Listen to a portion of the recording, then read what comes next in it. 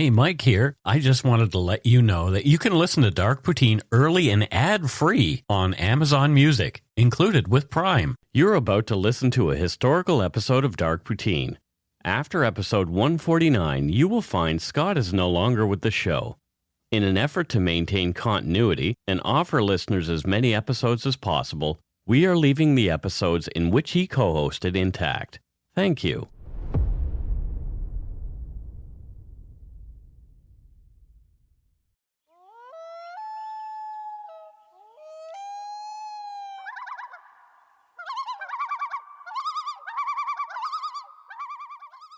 I click the thing, so that means we're doing the thing. It's time to do the thing. It is. Yep. Things get done. Welcome to Dark Poutine. I'm Mike Brown, creator and host. With me, as usual, is my good friend and co-host, Scott Hemingway. Say hello, Scott. Hello, wonderful people. Oh, they're wonderful this week. Last week they were beautiful. Yeah, because Marilyn Manson sued us. Yeah. For plagiarism. Yeah, he did. And so now, the wonderful people, the wonderful people. Yeah, so we just switched a word around, but we're still using the same tune. It's fine. The views, information, and opinions expressed during the Dark Poutine podcast are solely those of the producer and do not necessarily represent those of Curious Cast, its affiliate Global News, nor their parent company, Chorus Entertainment. Dark Poutine is not for the faint of heart or squeamish. Listener discretion is strongly advised. We're not experts on the topics we present, nor are we journalists. We're two ordinary Canadians chatting about crime and the dark side of history. Let's get to it. Put on your toque, grab yourself a double-double and a Nanaimo bar. It's time to scarf down some Dark Poutine. Nom.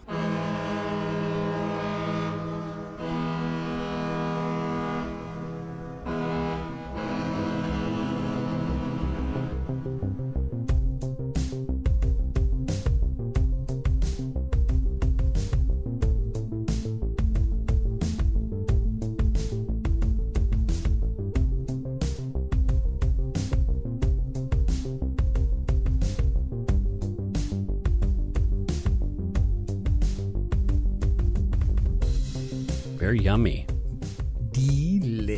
Delicious. This is episode 88 and another away game. Well, it's kind of like Infinity. 2 8s next to each other. Now, very lucky if you're an Asian person, apparently. Eights are... Oh, okay. Well, So we got 2 of them. Yep. Woo! So a lucky show we have. You're damn right. This week, we're hopping in Doc Brown's time and space warping DeLorean and heading back to Edinburgh, Scotland in the early 1800s. The land of my people. The land of your peeps. Mm-hmm. Oh, wow, that really sounded like time travel there. I feel like we're actually there. I'm disoriented. Which is not unusual for me. My phone's not working. Yeah. But the iMac is that we're recording. Yeah, it was a good try. It was a good attempt. Anatomist Dr. Robert Knox, in need of bodies for dissection at a private anatomy school in Surgeon Square, Edinburgh, Scotland, bought 16 corpses, 12 women, 3 men, and 1 child from profit-driven serial killers William Burke and William Hare over a period of just 10 months in 1828. What? That's okay. You bought corpses. 60 years before Jack the Ripper, these two murdered more than a dozen people for profit. These are the macabre crimes of Burke and Hare. First, a little bit about the era that led Burke and Hare, 2 psychopathic and opportunistic murderers, to commit these horrible crimes. According to Yale University's Dr. Heinrich von Staden, in 1992, in his publication, The Discovery of the Body, Human Dissection and Its Cultural Context in Ancient Greece.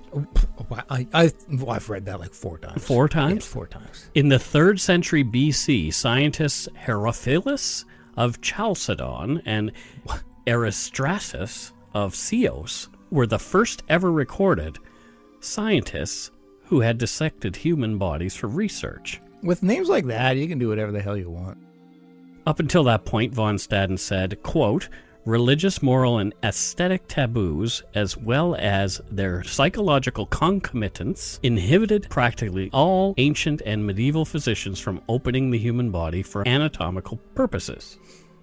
So it was taboo. It was give you bad juju. Well, when you think about it, history up until that point, if that's not being done, like, do you want to be the First guy to do it? Yeah, I mean, you would feel like, oh, geez, this is wrong. I'm cutting into it, Cutting into the corpse of a recently departed human being was seen as immoral and disgusting. I get it. The timing and social climate due to a thirst for knowledge overcame the taboos of Greek culture. But these two were also the last scientists in ancient times to perform dissections of human bodies. After this brief period, scientists went back to the dissection of animals as their primary source of anatomical knowledge until 15 centuries later. Holy crackers. From Sanjeev Kumar Ghosh's publication on human cadaveric dissection. Exactly. The Holy Roman Emperor Frederick II, from 1194 to 1250, took significant measures toward the progress of science which reflected his free-thinking outlook. In 1231, he issued a decree which mandated that a human body should be dissected at least once every 5 years for anatomical studies, and attendance was made compulsory for everyone who was to practice medicine or surgery. Well, how the hell would everyone get to that one location? But No, what are you talking about? I say everyone must attend. At least one dissection every 5 years. Yeah. It's crazy, though. Like, what? Like, it wouldn't be in one place, you silly nerd. Don't tell me. Don't tell me how to dissect. All right. But it's crazy that, like, it's only once every 5 years that this is happening. That it's for sure thing. Well, Yeah. I don't know if doctors do that now, if you think about it, because I can just look in a book. From that developed the modern science of anatomy and a need for bodies to study. Not many people wanted to have their bodies carved up after death, nor did families ever agree to such a horrific thing to happen to the body of a recently deceased loved one. It's in my will. It is? Yeah, cut me up. Oh. The attitudes created a shortage in study materials for medical school attendees, which was peaking in the 18th and 19th centuries as modern medicine was coming into its own. If there's a need, a supply will emerge. True. There were laws in place to have the corpses of executed criminals given to medical schools, but as that number was outstripped by the demand, there had to be other ways to obtain the necessary supply of fresh corpses. In some cases, this came by the way of grave robbers. I see where this is going.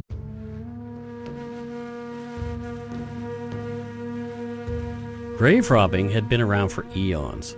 Just look at the fuss that was made in 1922 when Howard Carter discovered the intact burial chambers of the ancient Egyptian boy pharaoh Tutankhamun, complete with its priceless golden artifacts. Most of the other kings and queens of ancient Egypt had their grave sites plundered by grave robbers seeking the riches they knew were buried with the regents to be enjoyed in the afterlife. Yep. So it was a big deal when they found one intact. Yeah, huge deal. Still is. It was only the trinkets and baubles that grave robbers were after. Often the mummified bodies were disrespectfully torn apart during the search for more riches. The corpses were unimportant. Grave robbers from the 18th and 19th centuries, who became known as body snatchers or resurrectionists, did take jewelry or trinkets buried with their targets, but their real interests were in the bodies themselves. They were a valuable asset, selling for as much as 4 to 10 pounds to medical schools, like that of Dr. Knox in Edinburgh, and often without question about where they'd been obtained. Yeah, some morality issues already arising. Yes. One resurrectionist, Joseph Naples, kept a diary dating from 1811 to 1812 that is accessible online thanks to the Gutenberg Project site, and it's called The Diary of a Resurrectionist. Here's a few of the entries from his diary. And the place names are local cemeteries, so if he says, I went to such and such, it's a local cemetery. Quote, Thursday, December 12th, 1811.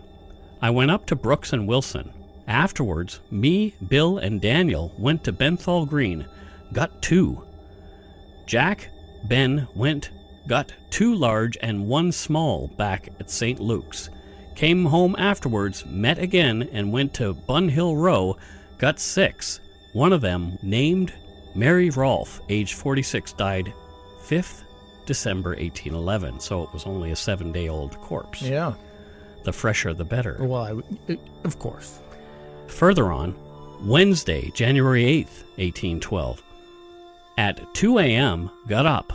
The party went to Harp's, got 4 adults and 1 small, took 4 to St. Thomas, came home and went to Mr. Wilson and Brooks. Daniel got paid £8, 8 shillings from Mr. Wilson. I received £9, 9 shillings from Mr. Brooks. Came over to the borough and sold small for £1, 10 shillings. Received £4, 4 shillings for adult at home all night. So first off, our band name should be the Resurrectionists. There's probably a band with that name already. If there isn't, there should be. Yeah. And this is going to sound terrible, but I'm not as uncomfortable with what I'm hearing so far because, don't steal corpses. It's terrible, but at least, The people are gone. The people are gone. It's disrespectful to the families, though. Absolutely.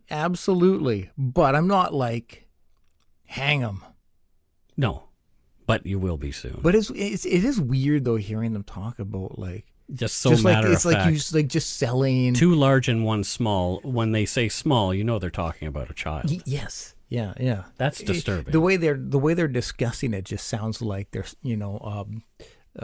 selling bourbon or something. Yeah, it's just accounting. Yeah. It's very odd.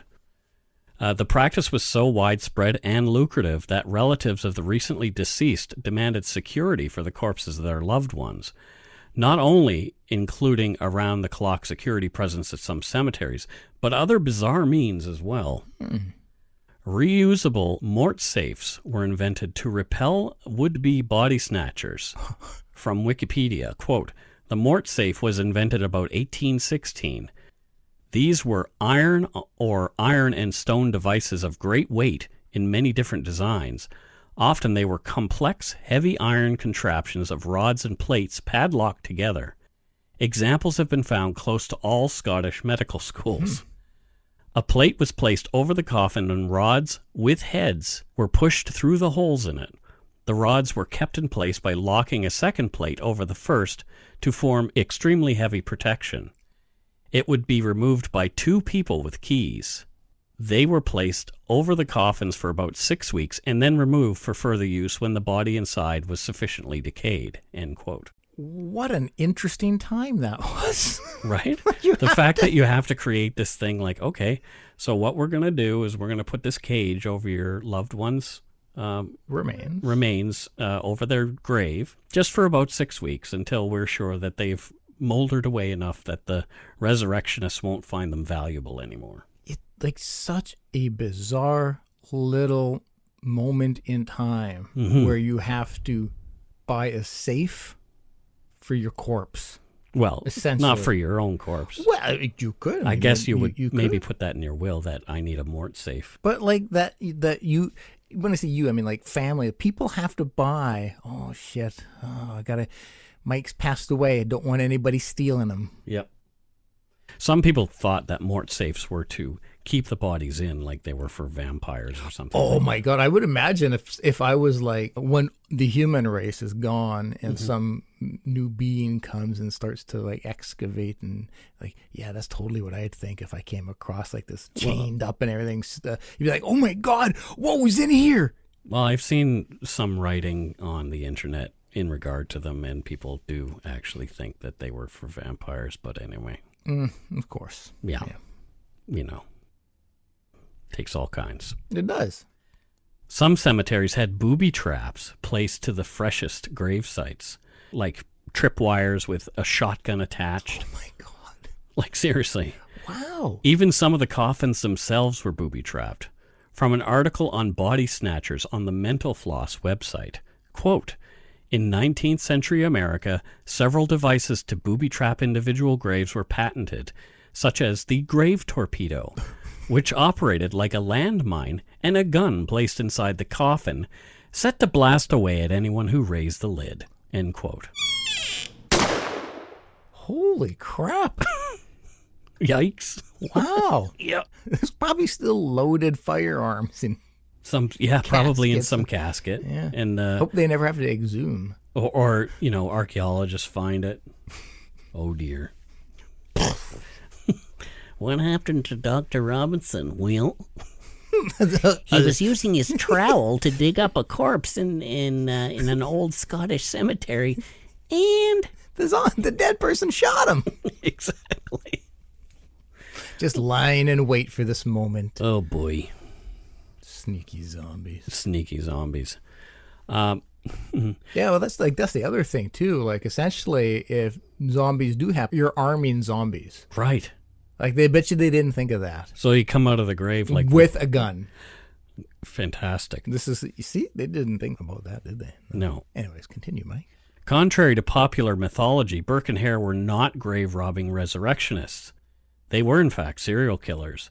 Oh. It was the corpses of their recently deceased victims that they sold to medical schools. So now I want to hang them.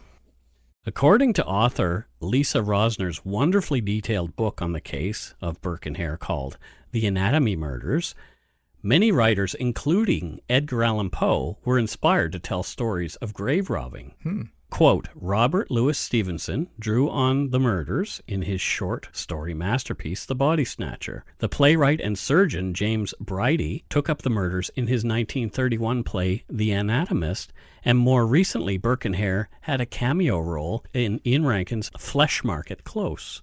End quote. The backgrounds of Burke and Hare are a bit sketchy.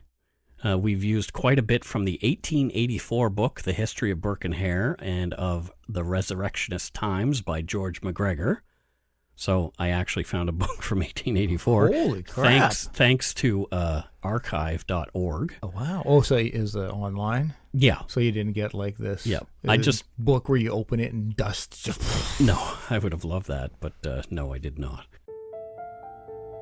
According to MacGregor, William Burke, the supposed leader of the pair, was born in the northern part of Ireland in 1792, in a small town called Erney. That's not like Ernie and Bert, it's Urney, Yeah. in the county of Tyrone. He was the son of an Irish laborer and his wife. Even though both of his parents were Catholic, after a few years of schooling, he went on to work as the servant of a Presbyterian minister. Yeah, sure. Why not? That wasn't looked on that kindly at the time, though. He went rogue. Yeah. He went on to try his hand as a baker, a cobbler, and also a weaver, but these didn't suit him either.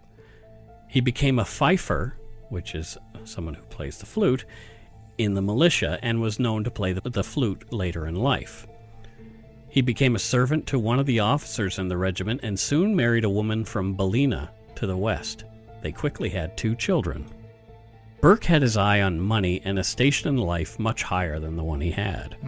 When his wife's father refused to give him a piece of his land, Burke left his family behind and emigrated to Scotland in 1817. That's a bit of a dick move. He was 25. Yeah, like, Jeez. see you later. I'm not getting land? Yeah, your dad's not going to give me anything? Peace out. Peace out, and you and the kids can stay here. Jeez. I bet you they got the land, though. I'm pretty certain they probably would That's have. right. Burke met a woman named Helen McDougall, a widow living in Maddiston with her children, a girl and a boy. McDougall's husband had recently died of typhus. Living was tough for a widowed woman at the time, and Helen saw Burke as a godsend, even if he was still married. Burke moved in with Helen, a scandalous act at the time, and the gossip flew. Uh-oh. The Catholic Church didn't like it much either. After refusing to go home to his wife and kids, Burke was excommunicated by the church. Yeah, that'll happen. This was a big deal at the time, and Burke claimed, though, he didn't care. He and Helen commiserated over the bottle. Everyone else could be damned right along with him. Okay. They struggled mightily with finances and even spent a time in a beggar's hotel. Taking advantage of his brief tenure as a cobbler's apprentice, Burke collected old shoes, repaired and resold them for a while to make ends meet for his new family. However, he drank much of his money away and began hanging out with a rather unsavory crowd. Things are looking up. Yeah. In the fall of 1827, after 10 years of struggle around Scotland, Burke and MacDougall moved into a rooming house in Tanner's Close, Portsmouth, run by William and Margaret Hare. Oh. Hare had also been born in Ireland, but was nowhere near as, quote, well-bred or as educated as Burke. Okay, well bred. Because Burke didn't come off like that either. But, yeah. So... I guess he's the highest of the lower class. The lower companions. Yeah. After leaving a life of farming in Ireland, he worked as a lumper on ships in the Edinburgh harbour. And lumping is something... Shoving coal, I'm assuming? No, I've been a lumper. You've been a lumper? Yeah. What is a lumper? So essentially what it is... a friend of mine's father was an engineer on a scallop dragger, and we got to go and lump the bags of scallops out of the boat. So it's essentially just somebody who moves stuff around. Yeah, okay. Yeah. Huh. So yes, I have been a lumper. It's not as exciting as I was It hoping. isn't near as exciting. Hare lived with Margaret and her first husband in the rooming house, but was kicked out by Margaret's husband after a fight with him. Immediately after Margaret's husband died, Hare came back, making advances on Margaret. She took him in, and they married in 1826. I wish my hair had come back. Yeah, your hair's gone for good. Hare liked to drink too, as did his wife. So the two couples became fast friends. Oh, okay. Around Christmas in 1827, a macabre opportunity presented itself to the pair. A pensioner, known only to history as Donald, passed away in his room in the Hare's house. He owed Hare money, £4, a tidy sum at the time. Mm-hmm. They didn't know any of Donald's relatives with whom they could collect on his debt. The man had been a veteran, so his funeral was paid for, when Hare had an idea. He wanted to sell the body to the Edinburgh Medical School to offset the debt. I mean, I understand his logic. Don't necessarily agree with his logic. Mm-hmm. Directly from McGregor's book, The History of Burke and Hare and of the Resurrectionist Times, quote, Burke in his confession stated that Hare made the proposition to him, promising a share of the proceeds. After some hesitation, Burke agreed to the scheme. The coffin, which had been, quote, screwed down, was opened, and tanner's bark substituted for the body, which was concealed in the bed. Thereafter, the coffin and its contents were carefully buried. They stowed the body at Hare's and went to Surgeon Square. Burke, the more savvy of the two, agreed to do the talking. While Hare lurked nearby, Burke spoke with one of Robert Knox's students, who told him that the school would in fact buy a body. Depending on the condition of the corpse, Burke was told that he could expect as much as £10. So we got the scale is dependent on the state of decomp. Yep. Burke returned to Hare, excited. The pair scurried back to Hare's house and tossed what remained of poor Donald into a sack and carried him back to the school. After the students inspected the old man's corpse, the creepy pair were given £7 and 10 shillings for the body. And thus begins... Yep. Hare took £4 and 5 shillings for himself and gave Burke £3, 5 shillings. Easiest money they'd ever made. So what if the students thought they were dirty resurrectionists? They'd established a relationship with a willing buyer, and they knew they could make some money this way. Before they left the basement of the school, Burke asked, "Wouldn't ye give £1 more for a fresh one?" The student assured him they would. Oh. The fresher the better. There we go. See, I was onto it. Burke and Hare had some discussions about how to get more bodies. The graveyards were being watched. In fact, there were riots by upset families against the purchase of bodies by doctors at medical schools. The pre-buried ones were already moldering, as the practice of embalming was yet widespread at the time and seen as a luxury. Yeah, well. Burke decided he'd prowl Edinburgh, looking for people no one would miss, and lure them back to Hare's house where the two could dispatch the person. This sounds familiar. Mm-hmm. They'd then take a freshly killed corpse to Dr. Knox's students in the basement of the medical school and make away with the cash. As well, there was a steady stream of down-and-outers coming to the Hare rooming house. Jesus. Rather than taking their chances on waiting for the next person to pass away naturally, they decided to hurry the process along for people with no families who cared about them. How kind of them. Hurry the process along. Let me help you get to dying. Yeah. They knew they couldn't bash or shoot their victims. That would arouse suspicion. Yes, it would. Their method was going to be smothering. That looked the least like murder. We'll take a break and come back with the murders at the hands of Burke and Hare and the aftermath. Oh, great.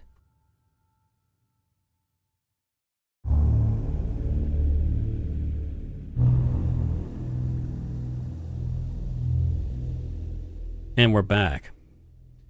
In later confessions, the two differed on who was their first murder victim, a woman named Abigail Simpson from Glimmerton or a miller named Joseph. I guess we'll just start with Abigail. Sure. Alphabetically, that works. Why not? When Burke met her, Abigail was very drunk in the seedier part of Edinburgh called Grassmarket. Not only was she hammered, she was old and feeble. Burke offered her more booze and lured her back to Hare's home. Burke and Hare were too drunk themselves to make the effort to kill Abigail that night. They let her sleep it off, and when she awoke, sick and hungover, Burke gave her a little hair of the dog, and Abigail was quickly drunk again. The men stayed sober. After everyone else in the house had left, it was just Abigail, Burke, and Hare. When she passed out, Hare covered Abigail's nose and mouth with his hand, and Burke laid on the woman to hold her still and prevent her from squirming out of Hare's grasp. Abigail died quickly, and Burke and Hare took her that night to the medical school, receiving £10 directly from Dr. Knox for the extremely fresh body. No questions asked. Yeah, okay. You would, yeah. The doctor you gotta know. Is this person related to you? No. How did you find him? No. Well, I mean... So it's easier to I'm just not going to ask that way. Resurrectionists were bringing in corpses. But this is bloody fresh. Yeah. Yeah. Well, okay, sure. Yep. Well, could have been from a funeral home. Could have been. Yeah, could have been. Like freshly at the funeral home. Or maybe it is someone they knew. Yeah, no, it could be a lot. And you know what? You don't ask. Then you don't know. Then you're not the bad guy. Right. The men celebrated their newfound wealth as they always did, drinking themselves stupid. The process of one man holding the victim down while the other did the smothering was called burking in the years after the crime. Jeez. It was so well known, in fact, that a group of resurrectionists later turned murderers in London became known as the London Burkers, after killing a 14-year-old Italian boy. Oh. 2 of the group were hanged for that killing. Good. The next victim was Joseph the Miller. He was a sickly, older man already living in Hare's house when an infection and fever made him very ill. This time it was Burke who did the smothering with a pillow over the man's face. Hare was holding the man down as he gasped for air under Burke's hand. After he died, Joseph's body was packed up and sold to the medical students for another £10, again with no questions asked. So is there do you know what the pacing was in here? Was it... There were 16 bodies in 10 months. Okay, so it's not like, every day they got a new body. Because that would have to there would be raise some bells. eyebrows. Yeah, no. But they're still quite prolific. Yeah, for sure. Mm-hmm. It's unclear how the two explained Joseph's disappearance from the house, but the transient nature of its lodgers probably made it easy. Yep. All they'd have to say is that he'd moved on and they had no idea where he was going. Yeah. Like there was no way to track somebody. He didn't have Facebook or anything like that. He didn't? It would be ye old Facebook. Ye old book of face. Not making fun of the dead man, but that's just the time. No, yeah. It was back in the day, and actually not even that long ago. It was far easier to just disappear, and nobody knows. So you wonder how many people were doing this kind of thing. But anyway, I hadn't until now. In early spring 1928, another older and sickly man, known only as an Englishman and a native of Cheshire, met the same fate as Joseph in a bed in the Tanner's Close rooming house. Another £8. The next murder was that of an anonymous drunken, quote, old woman who'd been lured to the house by Margaret Hare with the promise of more drink. Passed out in a room upstairs, this time perhaps alone, Hare suffocated the woman with a feather mattress. It's unknown how involved Margaret and Helen were in Hare and Burke's practices, but this story is telling. That night, the old woman's corpse made the pair another £10. There's a component of the boozing barber in here and how they're using leveraging alcohol Very to much so. Be Yep. a key factor in their murders. And that continues, and I was thinking that too. So if you haven't heard our episode on the boozing barber, you might want to go back and listen to that. Yeah. Mary Patterson was much younger than the previous victims, but she was also well known on the streets of Edinburgh as a drunkard and someone of ill repute. Burke and Hare attended a party at a nearby house and identified Mary as their next victim, giving her enough alcohol to make her pass out. Yeah, there we go. Burke suggested to everyone at the party, including Hare's wife and Burke's partner, Helen McDougall, that they should all go out to a pub and continue drinking. Leaving the pub, Burke and Hare went back and did their thing, murdering the drunk girl as she slept. Just hours later, Burke and Hare had Mary's body in Dr. Knox's classroom, where they got more cash. Due to Mary's age, they were asked where they'd gotten her. Burke told them they'd bought her from an old woman. The doctor bought the story and sent them on their way, money in hand. Ugh, it's quite the trade they've got going here. Mary was just another unfortunate who disappeared while living a dangerous lifestyle. Yep, preying on the underprivileged. Mm-hmm. Just like Picton or... Yeah, it still goes on to this day. Yep. They go after... A lot of killers go after sex workers, indigenous folk, because the feeling is... no one's going to miss them. Yeah, but it's not true. Lots of people miss those people. Anyway, but society just doesn't deal with it the same way. Mm-hmm, exactly. From Lisa Rosner's The Anatomy Murders, quote, "Sometime during the spring of 1828, a stout old woman, Elizabeth Haldane, turned up at Margaret Hare's lodging house in Tanner's Close. According to Burke, she, quote, had but one tooth in her mouth, and that was a very large one in front," end quote. Further on, Burke, quote, found her sleeping among some straw in Hare's stable. She had got some drink at the time, Burke said, and got more to intoxicate her, and he and Hare suffocated her. They kept her in the stable overnight and took her to Dr. Knox's the next day, end quote. Yeah, they're getting extremely comfortable with this. It doesn't even seem like they're batting an eye. No, it was that was the way they were making their living. Yeah. I mean, £10 every month or more is quite a decent living back in that day. Yeah. In a weird twist, a few months later, Elizabeth Haldane's daughter, Margaret, also a drunk, was murdered by Burke alone. She'd spent the day drinking with him. When she passed out face down on the bed, Burke laid on top of her and pressed her face hard into the mattress, suffocating her. Another drunken possible sex worker was dead, and no one cared, especially not Burke and Hare, nor did Dr. Knox, who paid £8 for her corpse without question. You getting frustrated yet? Yeah, quite. Well, there's more to come. Oh, great. After getting another woman called Effie the Cinder Gatherer drunk in the hay of Hare's stable, the pair did their usual thing to her after she passed out. Once again, they were paid £10 for the fresh corpse by Dr. Knox and his students. From Lisa Rosner's The Anatomy Murders, quote, "In late June, around midsummer, as Burke remembered, an old woman came from Glasgow with her grandson, a, quote, dumb boy, about 12 years old, who, quote, seemed to be weak in his mind, end quote. Once lodged at Margaret Hare's house, the woman got a dram of whiskey and fell asleep, and Burke and Hare suffocated her, removed her clothes, and covered her with the bedding. End quote.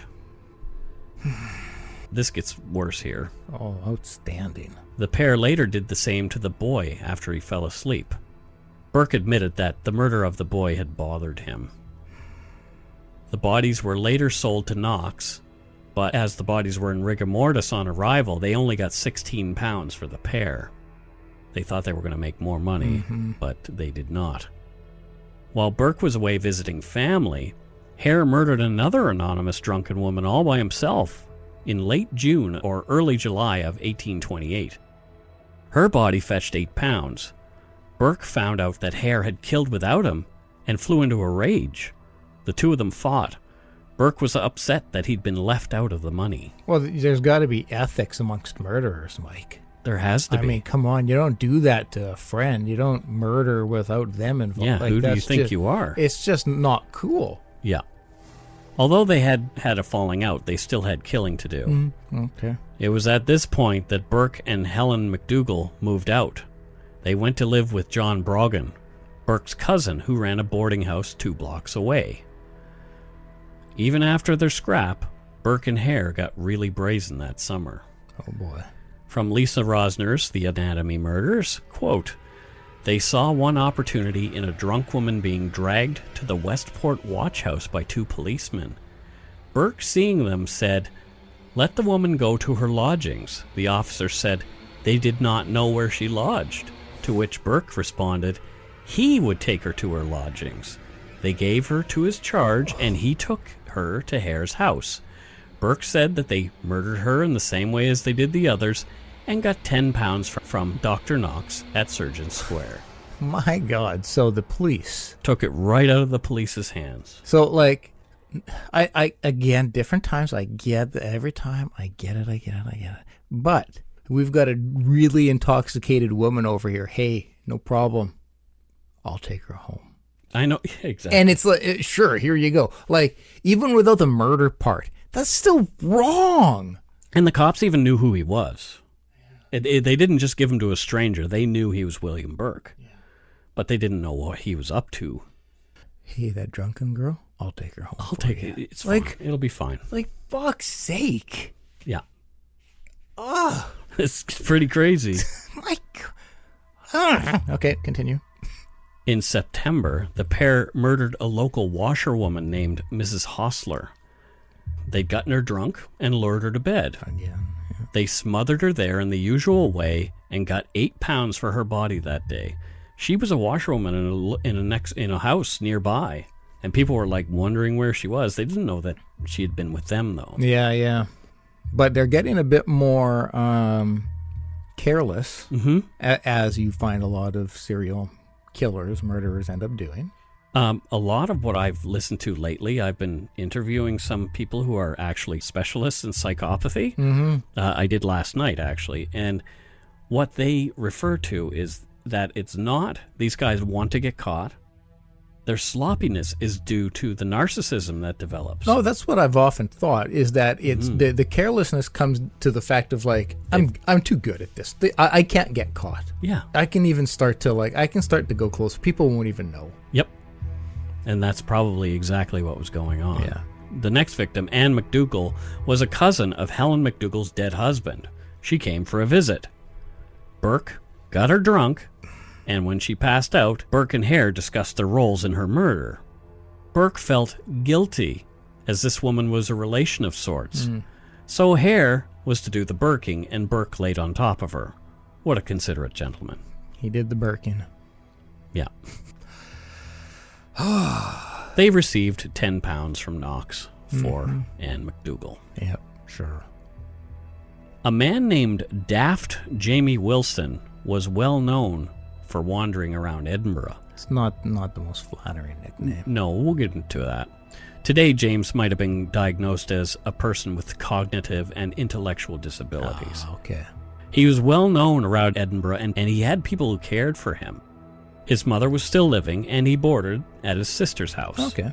So lots of people knew. He was kind of like a fixture in the town. Yeah, that yeah. people knew who he was. And it sounds like looked after him in regards to 100%. make sure he's all right. And even other people looked after him and fed him and stuff Yeah, like that. yeah. So he wasn't a down and out, but he was still a target for these guys.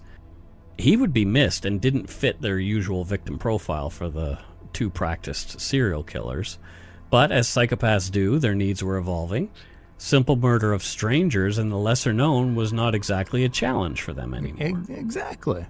Hare lured Jamie back to the Tanner's Close rooming house one morning with the promise of drink. Margaret Hare left the house when Burke arrived, knowing full well the fate that she was leaving for the young man. From Lisa Rosner's The Anatomy Murders, quote, "At some point, Jamie lay down on the bed and Hare lay down next to him. When they laid there for some time, according to Burke, Hare threw his body on top of Jamie, pressed his hand to his mouth, and held his nose with the other. Hare and him fell off the bed and struggled. Burke then held his hands and feet. They never quitted their grip until he was dead. He never got up or cried any. It was about 12 noon by the time they were finished." This poor guy. They took the body to the medical school's basement and were given £4 with the promise of more after Knox had examined the corpse the next day. Interesting. Next morning, one of the students yelled on seeing the corpse, "That's Daft Jamie!" Uh-oh. Some others said they couldn't be sure. Knox ordered the corpse readied for dissection, and it was taken apart to the point it was unrecognizable. Okay. So even though somebody's claiming to recognize, the doc is still, well, let's move forward. 5 days later, after rumors flew and Jamie was nowhere else to be found, police came calling at the medical school. Mm-hmm. No one except the initial student was willing to swear that it had in fact been the corpse of Jamie Wilson. Jamie had, according to his family, very distinctive feet. Oh. Those feet were missing. Oh. They were taken off, quote, to facilitate dissection of the legs. No one knew where they were, and some suspected that Knox himself had recognized Jamie and done away with the evidence to cover up what he knew was a crime. That does make sense. Oddly, Knox had kept Jamie's flesh-stripped cranium in his collection of body parts. Yeah. Yuck. Yeah, weird doctor. Yes. The police had nothing but speculation to go on, and Jamie Wilson was still missing and never seen again. That's poor Jamie. Poor Jamie. The final victim, a middle-aged Irish woman named Margaret Doherty, in a macabre twist, was murdered on October 31st, 1828, All Hallows Eve. Mm-hmm. Once again, Burke used his charm on the woman, claiming that they may be related, and that his mother's family was from the same part of Ireland that she was. Margaret came back to Burke's room at the Brogan rooming house, where they drank with Helen McDougall and Mr. and Mrs. Hare, who arrived for the evening's festivities. Another couple, named Gray, also lodging in the house, saw the two couples and Margaret drinking away and dancing as they left. The reason they left? Burke had paid for them to go and stay at the Hare house for the evening, leaving the Brogan house free of other witnesses to what was about to happen. Alrighty. Margaret was murdered and stuffed into the straw mattress at the end of the bed. Before there was a chance to remove the body, the Greys came back and discovered Margaret Doherty where Burke and Hare had left her. Oh, no. The Greys ran off to the police, and Burke and Hare took Margaret's body to the medical school to get rid of it. Okay, but not after it had been found. So, Right. Okay. Police arrived to find Margaret's clothing under the bed that she'd been murdered on. Burke and his wife couldn't get their story straight, so they were arrested. Good. Under questioning, just enough of the story came out about the medical school and the cadavers. The next day, Mr. Gray ID'd Margaret Doherty at the dissection room as the woman he'd seen at the Brogan rooming house. Huh. Burke and Hare were arrested and held. The jig is up. No kidding. It just took that one screw up. Yeah. And that's that. Yeah. Well, now I'm thinking about those two officers who, hey, you want a drunk girl? And they must, I can't imagine how bad they would feel. If they even, again, there's no, it's not like you'd see the Burke Facebook admitted story to or it. something. Burke admitted to it, and it's a small, like Edinburgh wasn't gigantic, so it would have gotten back to them. Yeah, that's true. Hare was oddly offered immunity in exchange for telling the whole story. I know, right? Yeah. Even Burke himself talked, but it did him no good. William Burke was found guilty and sentenced to hang with a particularly odd order to follow his death. Oh, do tell. Quote, "Your body should be publicly dissected and anatomized. And I trust if it is ever customary to preserve skeletons, yours will be preserved in order that posterity may keep in remembrance your atrocious crimes." End quote. It's a pretty vengeful judge, but I kind of like it. Right? Kind of like it. You are going to pay and pay and pay. Yeah. Good. I mean, yeah, good on you, Judge. Dr. Robert Knox was never charged with any crime thanks to Burke's testimony. So Burke pretty much said he didn't know what he was doing. They never really talked about it, so... Yeah, okay. I think so. Yeah. But Knox was not the respected man that he'd once been. Yeah. Helen McDougall and Mrs. Hare went free as well. On the 28th of January, Burke was hanged in front of a crowd of 25,000. Holy shit. Yeah, so a lot of people showed up to see him get his just desserts. Like, that's a whole other podcast, but, like, yeah, public executions. I just don't like... Oh, yeah. Yeah, it's weird. Carol's great-grandmother used to go and watch them hang horse thieves back in Coleman, Alberta, yeah. Wow. Yeah. I mean... There is something to it, though. I remember Phil Donahue. He was a big advocate. He wanted executions to be publicly televised. But Why? His rationale, which I totally get and support, was he's like, if you guys think as a culture it's okay for us to murder, it's okay for us to execute people, you need to see what you're approving. You need to see if you think it's okay that we do this, you need to watch and then tell me you think it's okay. Yeah. So that was his rationale, which I can get behind. So from an 1829 news report on the day of Burke's execution, quote, "The executioner, having completed his preparations and placed the signal in Burke's hand," and the signal is a napkin that he would drop indicating he was through praying and ready to die. Oh. "The magistrates, ministers, and attendants left the scaffold.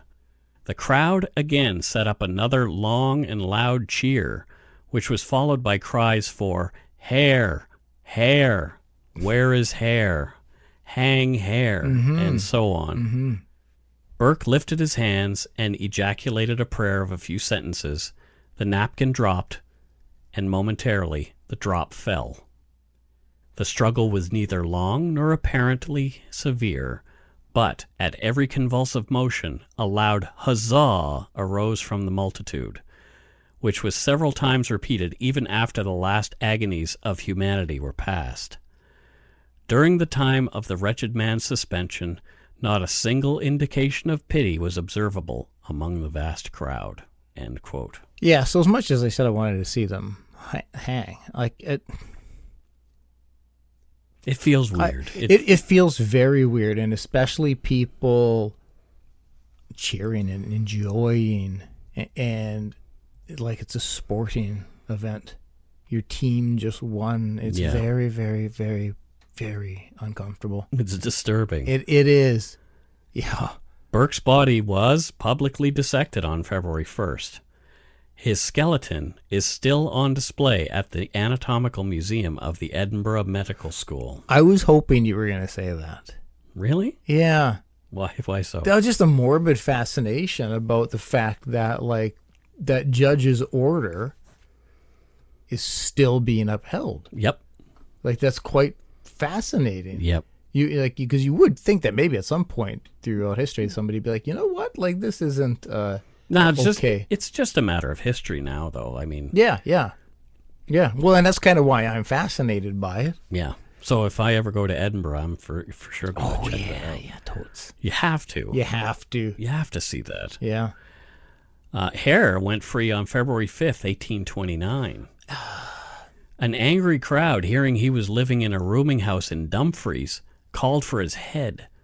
He escaped out a back window and scampered off into the night.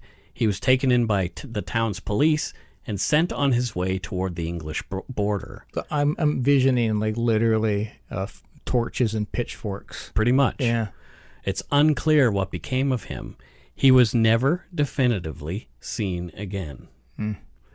Probably went somewhere, changed his name, maybe even took a boat to America or something. Yeah, I mean, back then, the only thing you had to do to change your name is say, hey, my name's Stuart. He's probably my great-grandfather or something. God. After the crimes, a rhyme made its way around Edinburgh. Up the close and down the stair, butt and bin with Burke and Hare.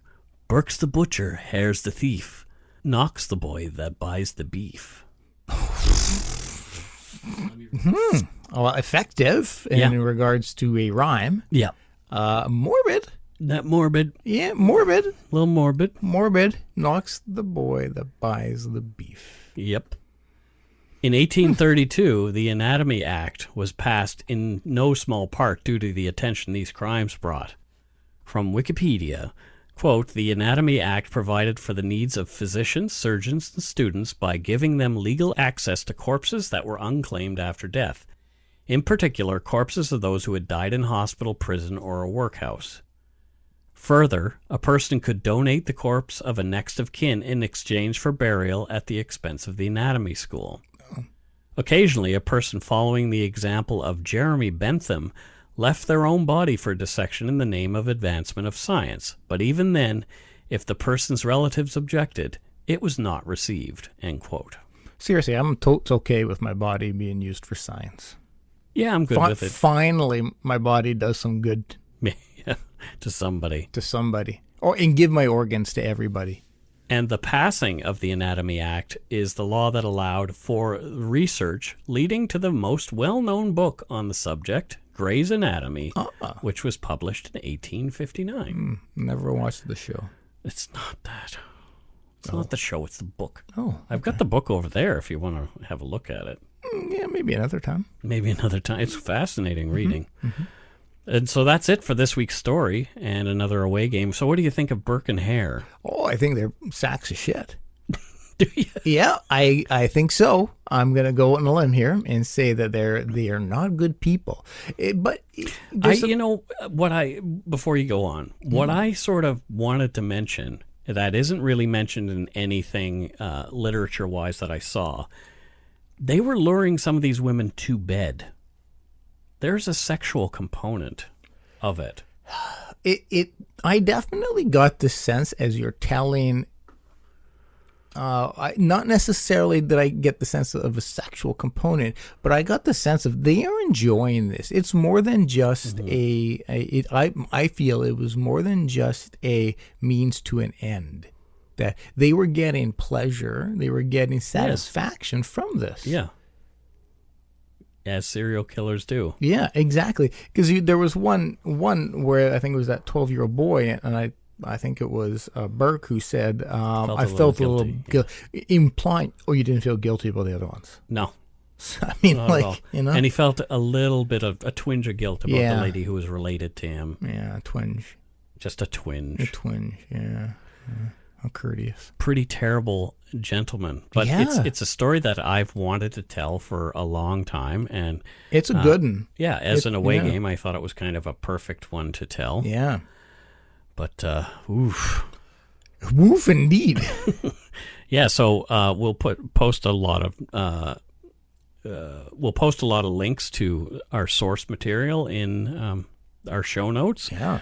There's some interesting stuff. There was a documentary there that I watched after I was done writing. So, I don't know how accurate some of it is, but it's interesting watching. Yeah, cool. Yeah.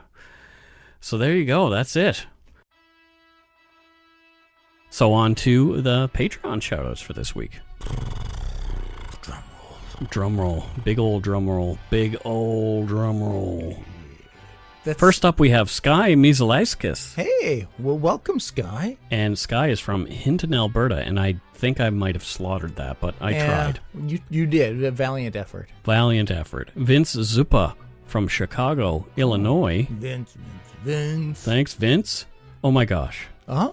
Another PM What? from Stony Creek, Ontario. It's Ashley Coors. Holy crackers. Ashley, Thank you. Thank you so much.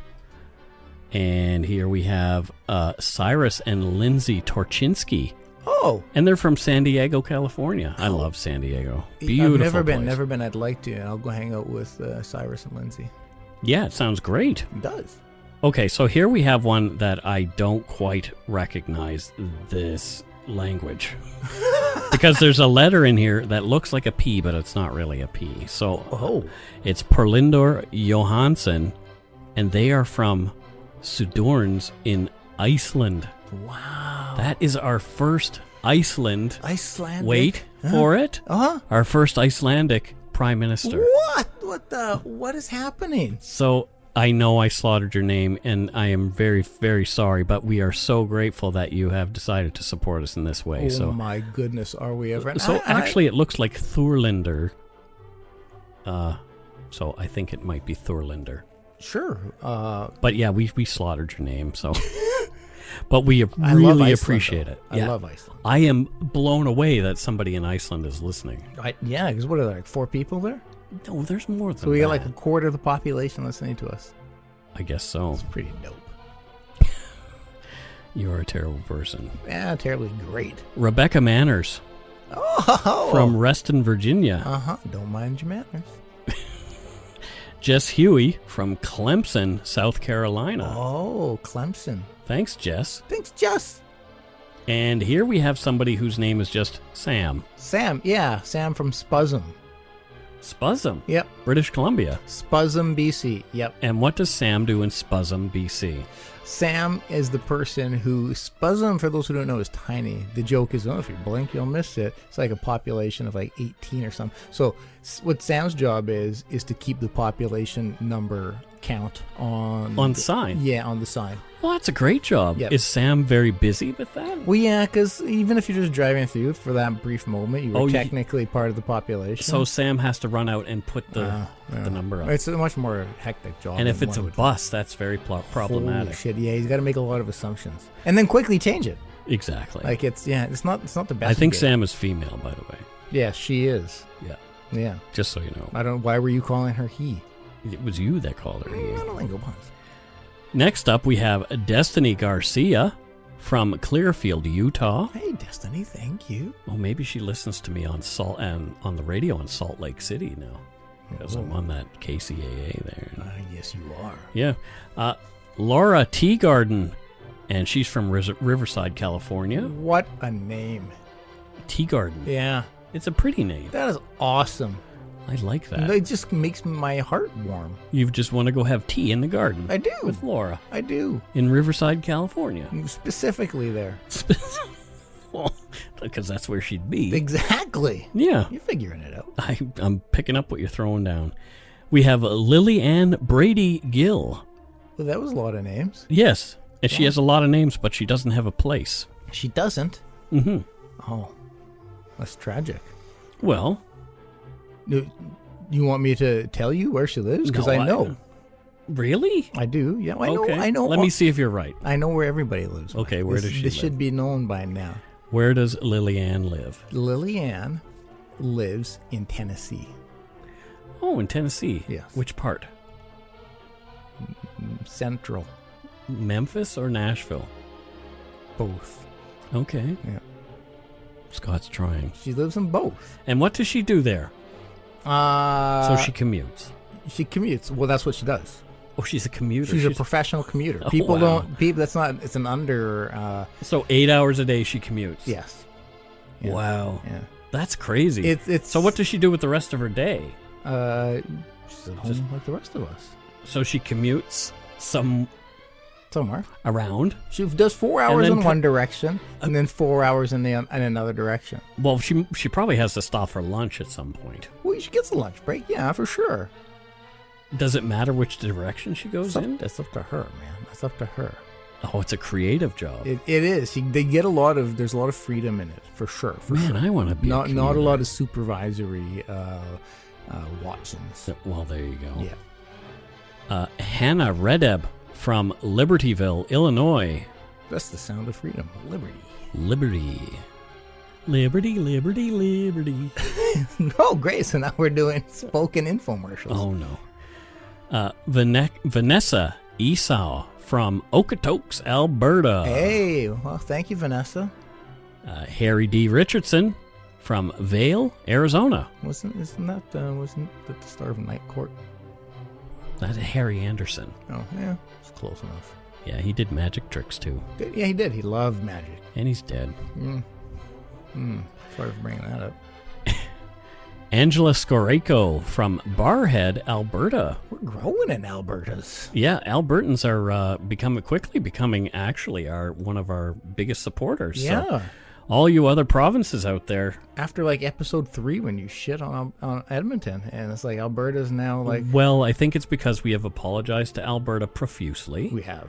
And we have done some good shows about Albertan crimes. We have. And we cover them with reverence like we do any other crime, and we're not making fun of the Flames. No. Well, come hockey season. I just might. Yeah, I'm not saying anymore. So there we go. Those are our Patreon. That's a lot. Yeah, well, it's pretty crazy. It keeps growing. It does keep growing, and I'm very happy with that. As am I. So thank you, folks. And we did send out our stickers and thank you notes this week. Carol and I saw Carol's post. Spent $350 on shipping. Holy crackers! Yeah, it's crazy, but it's well worth it. So people should be getting, by the time they're hearing this podcast, they may have already gotten their little thank you note or something. Just post it in the Umber Yard if you get something from us. It's always nice to see that they've arrived. Yeah, exactly. Yeah. So, yeah, we sent out a bunch. It was very fun. Woo-hoo. Woo-hoo. Losing steam, are you? I'm losing steam. I'm feeling a little tired, Scott. Yeah, I was writing all day. I did some radio today. I have to do some radio tomorrow. I did radio the day before. You need to. I need more things. You need to pick up the pace a bit, Mike. Well, I was thinking about taking a break next week, but I'm not. So that didn't last long. No, I can't. There's a reason why I can't, but I just can't. All right. So we got some donut money from Melissa Bernay. Melissa Bernay. Melissa. She says, "Hi, Mike and Scott. Thank you for making such great content. If you ever find yourself in the city of Greater Sudbury, let me know. My family and I will be happy to show you guys what Stompin' Tom meant by Sudbury Saturday night. You guys are awesome." Well, thank you, Melissa, or Brunette, or Brunei. I think it's Brunei because it's only one T. Well, we're definitely gonna. If we go to Sudbury, that's an offer we can't refuse. That is actually a great offer. I would love to see what a real Sudbury Saturday night is. And here's one from Kevin McCoy, and he's from Atlanta, Georgia. What? And he just says, "Y'all go shit in your hat." Nah, it's one of the few places I've been in this world. Yeah, I've been to Atlanta too. Yeah, you and I were both there. Yep. Oh, that's right. We were in Atlanta together. We were. How about them apples? Oh, heartwarming. I guess it was warm. Definitely, it was warm.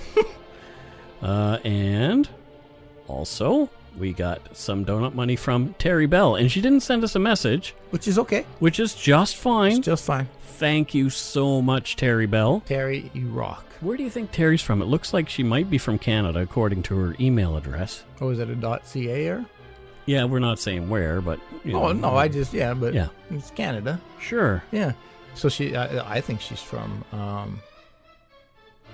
Terry Bell. That's a Nova Scotian or Newfoundland name. Do you think so? I would think so. Yeah. Yeah, there's a lot of Bells back there. Oh. I went to school with a bunch. Oh, like the ringy-dingy kind? Not the ringy-dingy kind. Oh. Their name was just Bell. Oh, well, okay, now it makes more sense. I went to school with somebody named Outhouse, too. You did not. Yeah, her last name was Outhouse. Oh, my God. But nobody ever gave her a hard time. What a wonderful place you lived. No, people gave the guy named Elvis a hard time. Yeah. Anyway, thank you, Terry Bell. And if you're not from Nova Scotia or any other of those places, we're sorry, but you didn't let us know where you're from. You should be from there. Sure, why not? Yeah. Why the heck not? Exactly.